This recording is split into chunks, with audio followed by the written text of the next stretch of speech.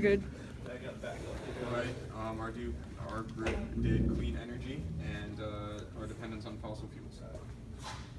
Alright, so in the 21st century, the inevitable scarcity of natural resources have become a growing concern, which rises the need for renewable energy and fuel alternatives.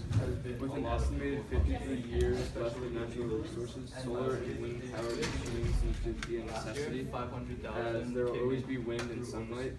However, they are not as reliable due to the fact that weather decides the supply of energy. The only feasible solution is to create more nuclear power plants, as they do not rely on weather and create more jobs.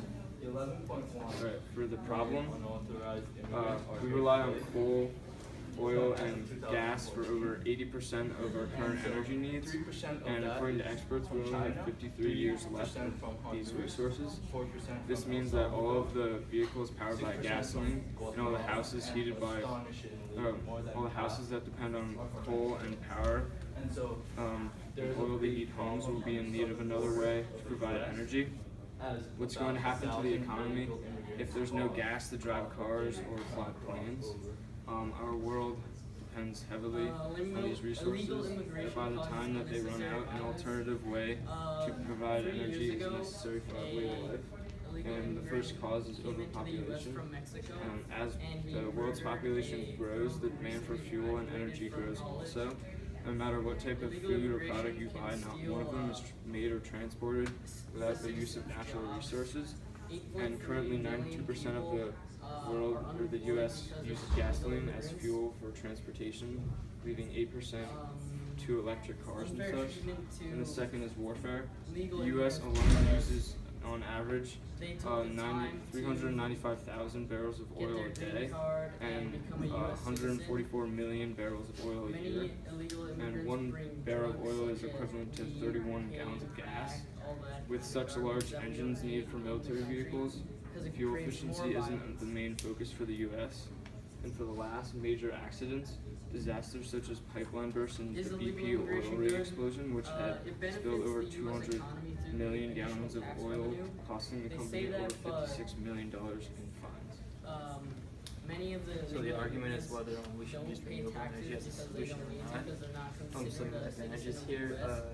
Obviously it's unlimited, so therefore it never runs out.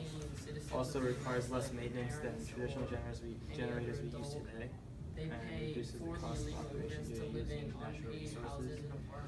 It also produces little or no waste products such as carbon dioxide or other chemical pollutants, so it has a small impact on the environment. Now the disadvantages, this type of energy relies on the weather, so it's like a liability. So each day will have a different amount of energy. Also difficult to generate quantities of electricity from fossil fuels. This may mean that we need to reduce the amount of energy. You have to simply build more energy facilities. I agree. Why previous attempts have failed. There are many reasons why previous attempts have failed to solve this crisis, and why this topic has become a major issue. One being overconsumption. The energy crisis is a result of many strains of natural resources like oil, gas, coal, resources like that. Another one, which was mentioned earlier, was overpopulation. Another cause of the crisis has been the steady increase of the population and the demand for fuel and products. And as you can see in the picture, that's where there's overpopulation, especially like in America and like in Europe and Asia. And then the third is unexplored renewable energy options. Many countries across the globe still don't use renewable energy sources. Alright, our solution that we've thought of is slowly implementing renewable energy into big businesses across the globe, requiring them to have a small percentage of their business to have a certain amount of clean energy in use, whether it be for transporting goods or creating things at factories, etc.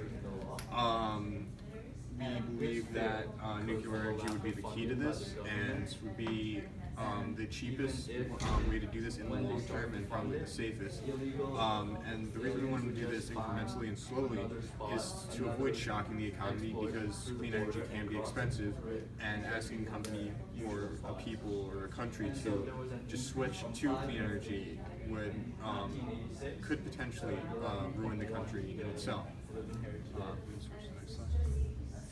Why we think this would work? We believe that it could create more jobs. One nuclear power plant alone could create around 500 direct jobs, which would be scientists, engineers, maintenance crews, etc. And 726 indirect jobs across the country. So if you think of that on a large scale, many nuclear power plants helping many companies would not only create jobs for that company, but for the nuclear power plants creating energy for that company. It will also put America back on the right track. As you can see by the chart in the top right, the blue circles represent, depending on the size, represent people, countries, or areas different areas plans to convert their efforts to clean energy. And the yellow, as you can see, is part of those circles, are the different countries or areas plans to convert energy into nuclear energy. And this is by 2030. And as you can see, America doesn't even have that large of a plan to start using clean energy even more than we are now, while different countries or areas such as Europe or China have much more ambitious plans to start using nuclear energy and more clean energy, which would potentially be immensely beneficial to the world in general and the people living there. Why it should happen? We believe this should happen because by 2015, only 10% of America's energy was renewable, which is pretty daunting considering how far we've come. It's 2016 and we have so much technology and so many resources, but we're still only using 10% of those new resources to help the country in all. In conclusion, before we've had like solar power, wind power, and other energy sources like that, people have had to rely on fossil fuels and different types of energy that could harm the environment. But now that we have the technology to do so and the resources to do so and the time to do so, then we believe it's completely possible to start, switching the world to renewable energy.